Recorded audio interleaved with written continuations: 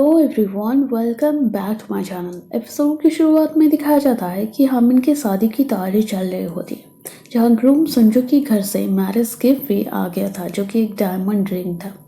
और डोंकी और यूंकी दोनों ही बहुत इंटरेस्टेड थे कि चेयरमैन क्या गिफ्ट में देगा संजू को। चेयरमैन फिर से उसका रूम के अंदर आता है और उसका मेडिकल रिपोर्ट चेक कर रहा होता है। नेक्स्ट हमें दिखाया जाता है जहाँ पर डीएमसी प्रोजेक्ट अब सोहन का प्रोजेक्ट नहीं, संजू का प्रोजेक्ट बन गया है। ये लोग बात कर रहे होते हैं और सोहन कहता है पर हमें होम शॉपिंग से ज़्यादा प्रॉफिट मिलेगा।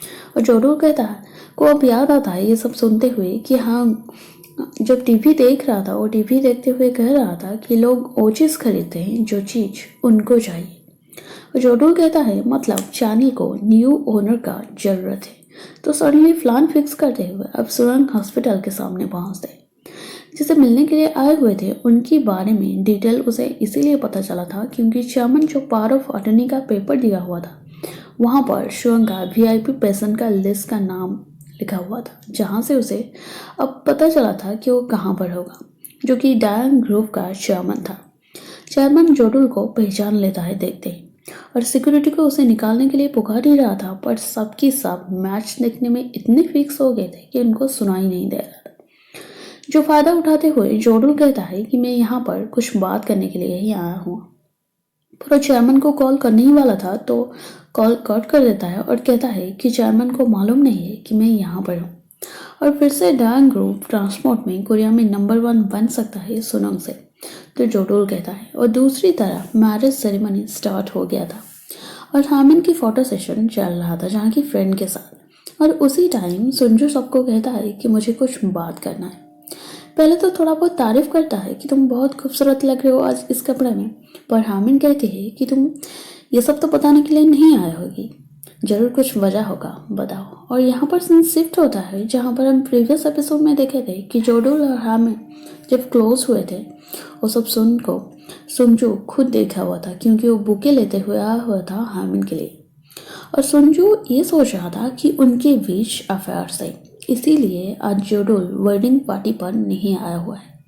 और ये सब जानते हुए भी वो मान गया था शादी के लिए क्योंकि दोनों को ज़्यादा तड़पाएगा एक साथ। हामिन जब उसकी मकसद के बारे में पता चलती है वो कहती है कि मैं तुम्हें शादी नहीं करूँगी। वो इनकार करते हुए वहाँ से जा रही होती है तो वो कहता है कि उसके बदले तुम्हारे पास कुछ वही ही नहीं है। मैरिज नहीं होगा सोहम ग्रुप के साथ तो सोहम का सपोर्ट नहीं मिलेगा तुम्हारी न्यूज़पेपर पर, और इनकम सोर्स भी क्लोज हो जाएगा उसकी फैमिली का।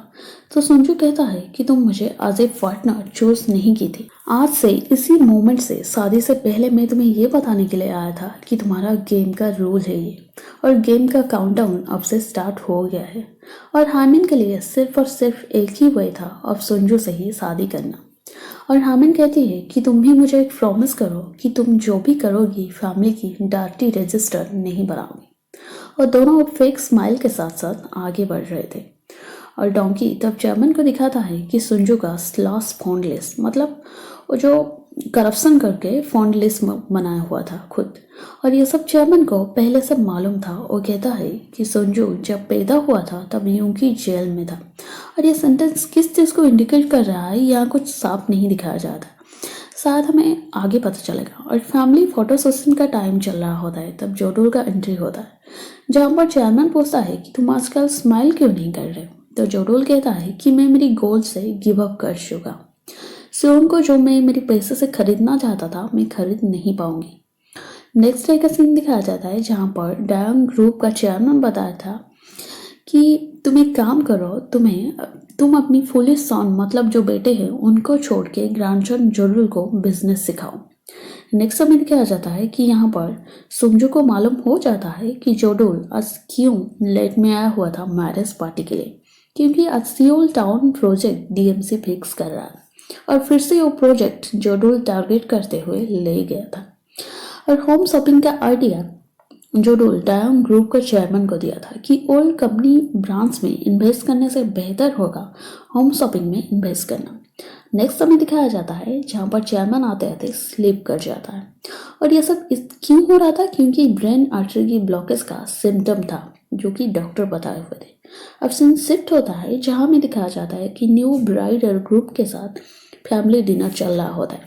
चेयरमैन सुंजो को मैरिज प्रेजेंटेशन में जॉर्जन डिस्ट्रिक्ट में वेयरहाउस को शिफ्ट करने का नोटिस दिया हुआ था, जो कि सबकी एक्सपेक्टेशन की आउटवर्ड चेप था। सब सोच रहे थे सुनंग का चेयरमैन पोस्ट उसे मिल जाएगा, पर सुंजो पहले से सोच के वही रखा था कि उसे सुनंग का चेयरमैन पोस्ट जरूर मिलेगा। पर चेयरमैन कहता है कि एल्डर को एज ए सक्सेसर सुनंग का चेयरमैन पोस्ट नहीं दिया जाएगा। आज से उस रूल को मैं खुद हटा रहा हूँ। मतलब सबकी डाउट अब क्लियर हो गया था कि चेयरमैन शायद पोस्ट डोजुन को देगा। और सुंजू ये सब सोचते हुए उसे मुक्का मारने ही वाला था गुस्से से, तब हामिन सेंसलेस हो जाती। यहाँ पर सीन शिफ्ट होता है जहाँ हमें पता चलता है कि चेयरमैन खुद का डिसीजन चेंज करने का पीछे का वजह था, क्योंकि डैन ग्रुप का चेयरमैन वही उसे करेक्ट वे दिखा था कि जोडोल बिल्कुल तुम्हारी तरह है बिजनेस में उसका इंटरेस्ट है और साथ साथ IQ दोनों है। और फोटो में तब जोडोल का फोटो भी था फैमिली फोटो के साथ।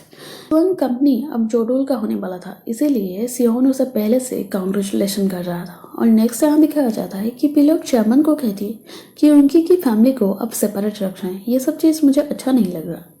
चेयरमैन कहता है कि मैं इसीलिए खुद का डिसीजन चेंज किया कि सुनंग का सक्सेसर कौन बनेगा।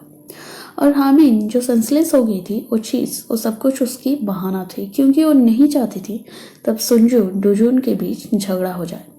और सुंजू कहता है कि मैं तुम्हें वार्निंग दे रहा हूँ कि आगे से ज़्यादा ओवर एस्टिमेट मत करो। और नेक्स्ट डे का सीन दिखाया जाता है जहाँ पर चेयरमैन योंकी डोंकी और हांग के बीच सुनंग का कुछ डिपार्टमेंट का रिस्पॉन्सिबिलिटी दे देता है। जो कैपेबल होगा वो ही सुनंग का चार्ज लेगा, जो कि उसका मानना था। मतलब चेयरमैन का मानना था, जो कि जोंगजी बता रहा होता है। मतलब वो चेयरमैन ही होगा सुनंग का।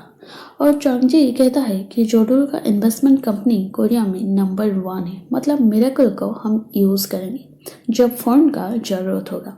तो जोडोल के मम्मी टी एडवर्टाइजमेंट कर रहे थे पेपर में, जो न्यूज़ है देखती, और उनकी पिक्चर देखते हुए कॉलेज में बच्चे भी बात कर रहे थे कि वो तो मुझसे भी यंग लगता है और जोडोल का मम्मी कैसे हो सकते हैं, और जोडोल भी रिच फैमिली में जरूर मैरिज करेगा। तो मिनम कहती है सुनते हुए कि ये सब यूजलेस बात है। वो क्यों मैरिज करेगा? वो सिंपल लड़की को तो मैरिज कर सकता है ना। और वहाँ से आ जाती। और नेक्स्ट समय दिखाया जाता है जहाँ पर जोडोल और उसकी मम्मी दोनों ही वेट किए थे हायोंग से मिलने के लिए, क्योंकि वो उनको बुलाई हुई थी।